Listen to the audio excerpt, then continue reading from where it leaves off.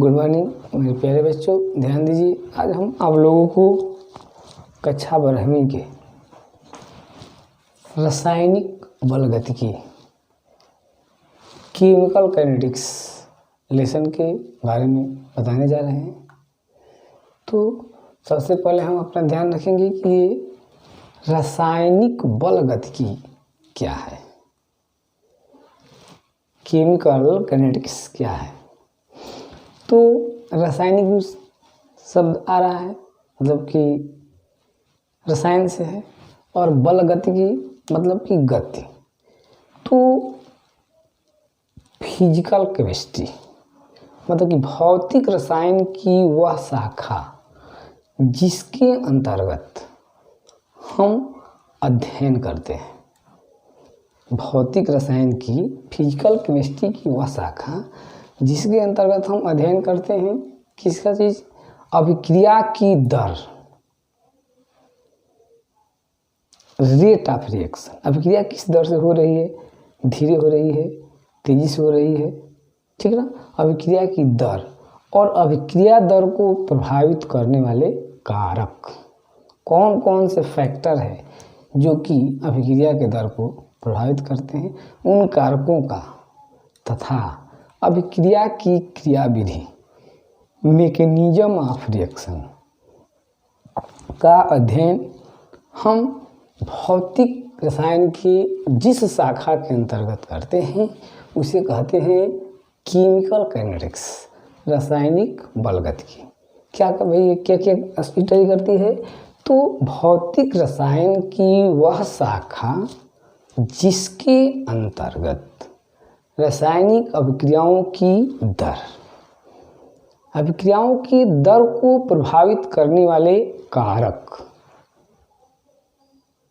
तथा अभिक्रिया की क्रियाविधि का अध्ययन करते हैं।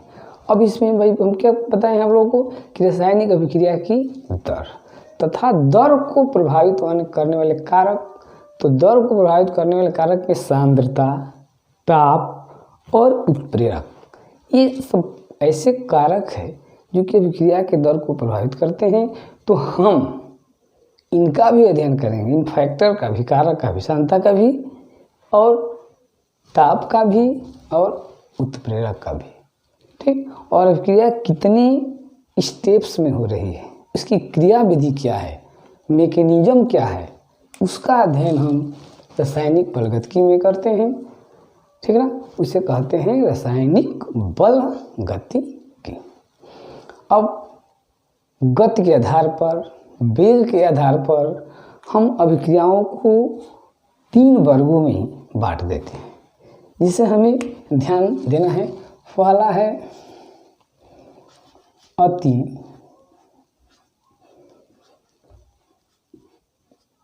मंद,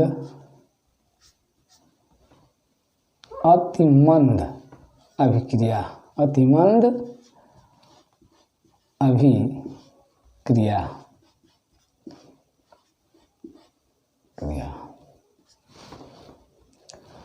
very slow reaction, very slow reaction, क्या बोलेंगे, वेरी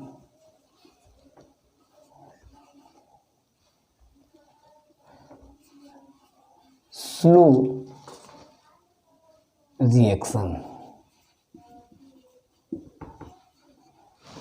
ठीक। हमारे रसायन विज्ञान में कुछ ऐसी अभिक्रिया होती है, इतनी धीमी धीमी होती है, इतनी धीरे धीरे होती है कि उसके वेग का निर्धारण करना रासायनिक बलगतिकी के बस में नहीं है। रासायनिक बलगतिकी के अंदर उसके वेग का निर्धारण हम नहीं कर पाते हैं। बहुत स्लो, कई महीनों लग जाता है, कई साल लग जाता है। तो ऐसा कोई रसायन विज्ञान का इंस्ट्रूमेंट नहीं है जो कि इतने स्लो रिएक्शन का अध्ययन करे। कुछ महीने लग जाएंगे, कुछ साल लग जाएंगे। जैसे लोहे में जंग लगता है, तो जो लोहे में जंग लगना अचानक ही 1 घंटे 2 घंटे में नहीं होता है, उसमें महीनों लगते हैं। तो बहुत धीरे अभिक्रिया है, तो उसका भी दर, रेट को हम निर्धारण इसमें नहीं कर सकते हैं। ठीक है ना। और दूसरी होती है आपका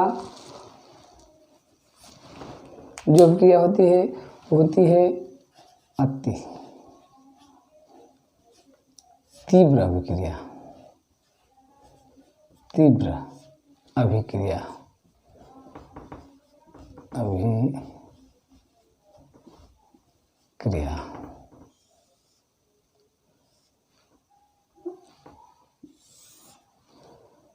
वेरी फास्ट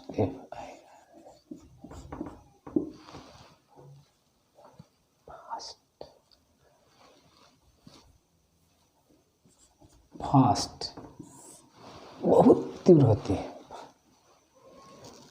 तो कुछ अभिक्रियाएं इतनी तीव्र होती है कि पलक झपकते मतलब कि माइक्रो सेकेंड में अभिकारक से उत्पाद बन जाएंगे, पता नहीं चलता है। तो इतनी तीव्र होती है, उस तरह के अभिक्रिया का भी हम वेग का निर्धारण नहीं कर पाते हैं। रासायनिक बलगत की उस तरह की अभिक्रियाओं के भी रेट का निर्धारण, वेग का निर्धारण करने में असमर्थ नहीं होती है। जैसे आयनों की मध्य अभिक्रिया होती है, आयन मिलाए तो आयनों की मध्य अभिक्रिया क्या, जैसे NaOH बेस ले लिए और इसमें हाइड्रोक्लोरिक एसिड मिला दिए, आयन एक्सचेंज होगा, तुरंत जो है कि लवण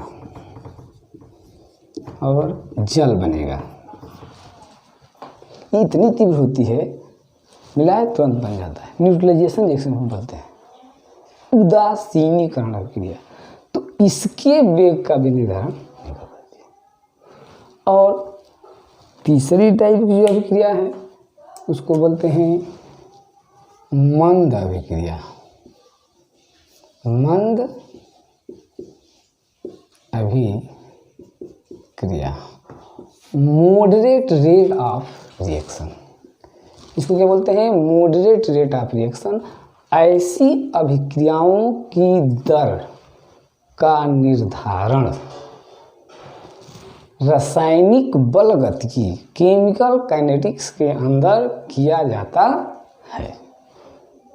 जैसे कार्बोहाइड्रेट का डिकम्पोजिशन, कार्बोहाइड्रेट का जल के द्वारा जलीय अपघटन होता है, ये मंद अभिक्रिया है, इसके वेग को निर्धारण कर सकते हैं। तो C12H22O11 जल से अभिक्रिया करा दीजिए H2O, तो ये आपको C6H12O6 प्लस C6H12O6 ये जो है कि आपका प्रोडक्ट दे देगा। तो इस तरह की अभिक्रियाओं के वेग का निर्धारण कर लिया जाता है, ठीक है ना। तो वेग के आधार पर हम अभिक्रियाओं को कितने भाग में डिवाइड कर दिए, अतिमंद वेरी स्लो, तीव्र वेरी फास्ट और मंद मॉडरेट रेट ऑफ रिएक्शन। इस क्रम में हम आगे देखते हैं।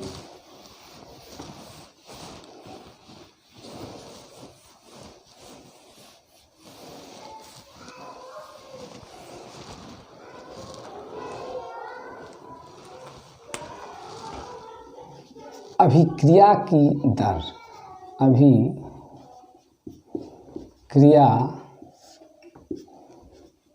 की दर क्या बोलेंगे, rate of reaction, rate of reaction, reaction. कुछ अभिक्रियाएं ऐसी होती है जिसके दर का निर्धारण करते हैं। तो ये अभिक्रिया की दर क्या है भाई, तो एकांक समय में अभिकारक की सांद्रता में होने वाले परिवर्तन को अभिक्रिया की दर कहते हैं। ये क्या है, परिवर्तन, मतलब कि सांद्रता उसका बदलेगा समय के साथ साथ, अभिकारक की सांद्रता में क्या होगी, परिवर्तन होगी, अभिक्रिया की दर कहते हैं, ठीक है ना।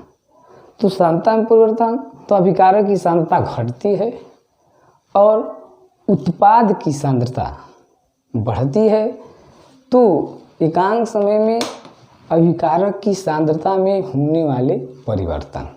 मतलब कि अभिकारक की सांद्रता घटेगी, धीरे धीरे अभिकारक खर्च होगा और तब जाकर के धीरे धीरे उत्पाद बनेगा। तो अभिकारक खर्च होगा और उत्पाद बनेगा, तो अभिकारक की सांद्रता कम होगी और उत्पाद की सांद्रता बढ़ेगी। तो एकांक समय में अभिकारक की सांद्रता में होने वाले परिवर्तन को अभिक्रिया की दर कहते हैं। जैसे कि हम मान लेंगे कि कोई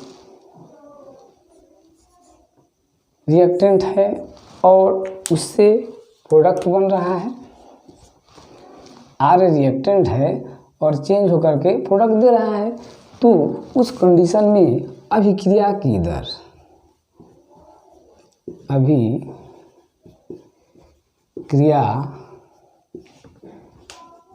की दर बराबर, यहाँ पर माइनस लगा देंगे, अभिकारक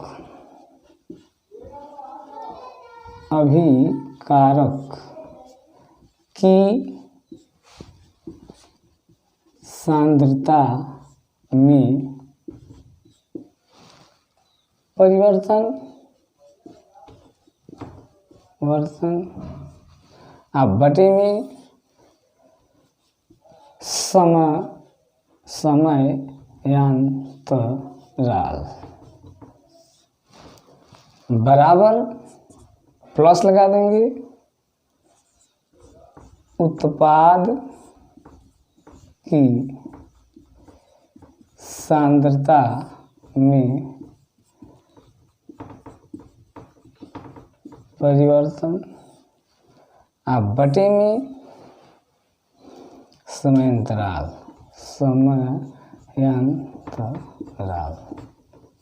मतलब ये माइनस और प्लस का मतलब ये है कि जैसे जैसे समय कोई अभिक्रिया शुरू होती है, तो जैसे जैसे समय बीतता जाता है अभिकारक खर्च होता है, तभी तो उत्पाद बनेगा।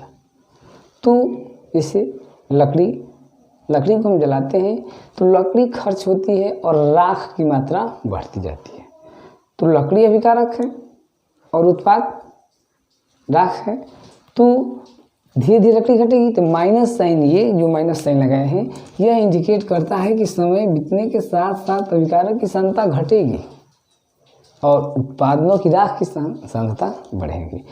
तो अभिकारक की सांद्रता समय के अनुसार घटती है और उत्पाद की सांद्रता समय के साथ बढ़ती है, तो इसे अभिक्रिया की दर कहते हैं। किसे कहते हैं? एकांक समय में अभिकारक की सांद्रता में परिवर्तन या उत्पाद की सांद्रता में परिवर्तन को अभिक्रिया की दर कहते हैं। या ऐसे भी कह सकते हैं कि अभिक्रिया की दर एकांक समय में अभिकारक की सांद्रता में होने वाले कमी तथा उसी अनुपात में उत्पाद की सांद्रता में होने वाले वृद्धि को अभिक्रिया की दर कहते हैं।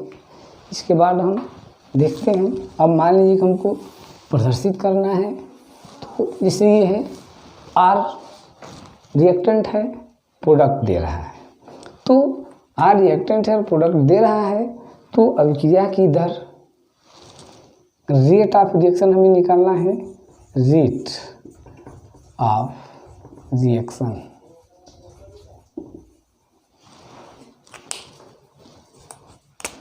बराबर माइनस अभिकारक की सांद्रता में परिवर्तन बटे में समय अंतराल, उसी तरह से इक्वल प्लस उत्पाद की सांद्रता में परिवर्तन बटे समय अंतराल। ये माइनस से हम जानते हैं कि अभिकारक की सांद्रता में कमी को प्रदर्शित करता है और प्लस उत्पाद की सांद्रता में वृद्धि को प्रदर्शित करता है। हम सपोज कर लेंगे, ध्यान देते हैं यहाँ पर कि PCl5 है, डिकम्पोज हो रहा है PCl3 और Cl2 में, कोई डाउट नहीं है। तो हम रेट ऑफ रिएक्शन निकालेंगे, तो रेट ऑफ रिएक्शन इक्वल क्या लिखेंगे, minus delta change in concentration PCl5 अब बटे में डेल्टा टी, जो हम बराबर लिख सकते हैं प्लस की सांद्रता में वृद्धि बटे डेल्टा टी बराबर, ये उत्पाद में ये भी है और ये भी है, तो इसकी भी सांद्रता में वृद्धि होगी, डेल्टा टी। तो ये हो जाएगा इस अभिक्रिया की दर। ठीक है। अब अभिक्रियाओं में यदि यहाँ पर मल्टीप्लायर में कोफिशिएंट हो तो क्या करते हैं, हम जो दर निकालेंगे उस दर को कोफिशिएंट से डिवाइड कर देते हैं। ठीक है ना, जो भी दर निकालेंगे उस दर को हम, जो कोफिशिएंट हो, कोफिशिएंट मतलब क्या होता है, मतलब कि किसी भी अभिक्रिया में यदि मान लीजिए कि सपोज करते हैं ये अभिक्रिया है, ध्यान देते हैं, N2 प्लस 3H2 मैंने लगा दिया रिवर्स रिएक्शन, 2NH3 लग गया, तो बन गया, ये भी गैसीय स्टेट में है, ये भी गैसीय स्टेट में है, ये भी गैसीय स्टेट में। तो अभिक्रिया की दर, रेट ऑफ रिएक्शन इक्वल क्या हो जाएगा, तो अभिकारक कौन का, नाइट्रोजन भी अभिकारक है और हाइड्रोजन भी अभिकारक है, अमोनिया उत्पाद है, तो माइनस में साइन लगाएंगे। अब परिवर्तन किसके सांद्रता में, N2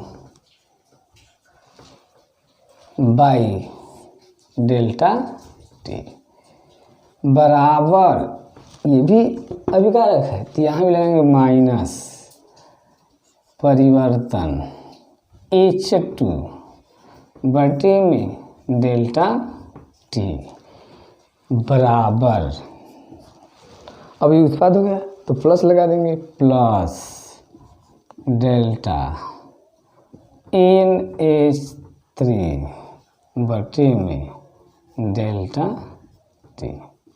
अब ध्यान दीजिए, अब ये जो नंबर, ये कोफिशिएंट कहलाता है, गुणांक, तो जिस अभिक्रिया में ये कोफिशिएंट हो, जैसे यहाँ पर कुछ नहीं है तो 1 है, सो मैंने कहते यहाँ पर 3 है, तो जब कोफिशिएंट रहता है तो उसका जब रेट निकालते हैं तो इस कोफिशिएंट से इसके रेट में हम भाग दे देते हैं। ठीक, 3 है तो 1/3, यहाँ पर 2 है तो इसमें भी 1/2 कर दें। तो जब कोफिशिएंट गुणांक हो तो अभिक्रिया की दर निकालेंगे, तो उस अभिक्रिया की दर लिख करके और उससे जो है कि हम भाग दे देते हैं। ठीक, thanks, that's all for today.